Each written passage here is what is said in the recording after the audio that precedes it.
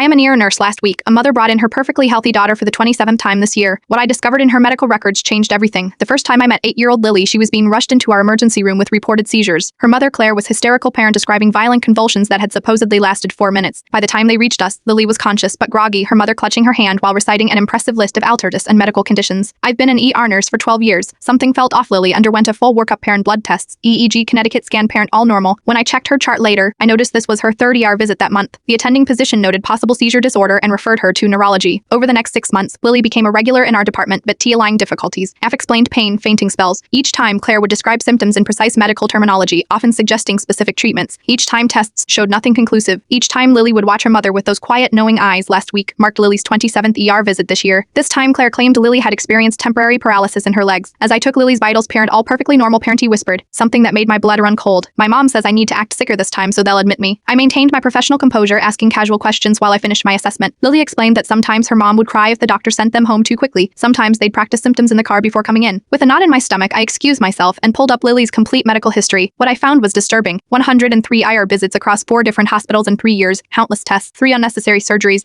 8 different specialists, medications for conditions she didn't have. Classic Munchausen by proxy, parent, a form of abuse where a caregiver fabricates or induces illness and someone under their care, usually for attention or sympathy. I alerted our attending physician and hospital social worker. Within hours, a careful plan was implemented. When Claire stepped out to take a phone call, I sat with Lily in her exam room. Lily, have you ever stayed in the hospital overnight without your mom? I asked gently. She nodded. Last year when they took out my appendix, how did you feel then? Her eyes brightened. I got to watch Nong and the nurses brought me popsicles. Mom wasn't there at night because she had to work, so it was quiet. Would you be okay staying here tonight while some people talk to your mom? She studied me carefully. Am I really sick this time? No, sweetheart, you are not sick at all. And I think deep down you know that. The relief that washed over her face broke my heart. She simply nodded and asked if she could have a purple popsicle. When Claire returned and found a police officer and social worker waiting, she became combative, accusing us of incompetence. My daughter is suffering. She needs tests. She needs specialists. As they escorted her away, she locked eyes with me. I am the only one who truly cares about her. No one else would bring her to the hospital 27 times. That's exactly the problem. Lily spent 2 weeks in our pediatric ward while the investigation proceeded without her mother's treatments. She thrived, parent, playing with other children, eating normally, showing no signs of any medical issues. Her favorite nurse brought her purple popsicles every day. Yesterday, I visited her in her new foster home. She showed me her bedroom tour, her first time having her own space. On her nightstand sat a framed photo of her biological father, who had died when she was 3. Claire had told everyone he'd abandoned them. My new foster mom says I only have to go to the doctor once a year if I'm not sick, she told me proudly. And I haven't had a single seizure or tummy ache since I've been here. As I was leaving, she hugged me tightly and whispered,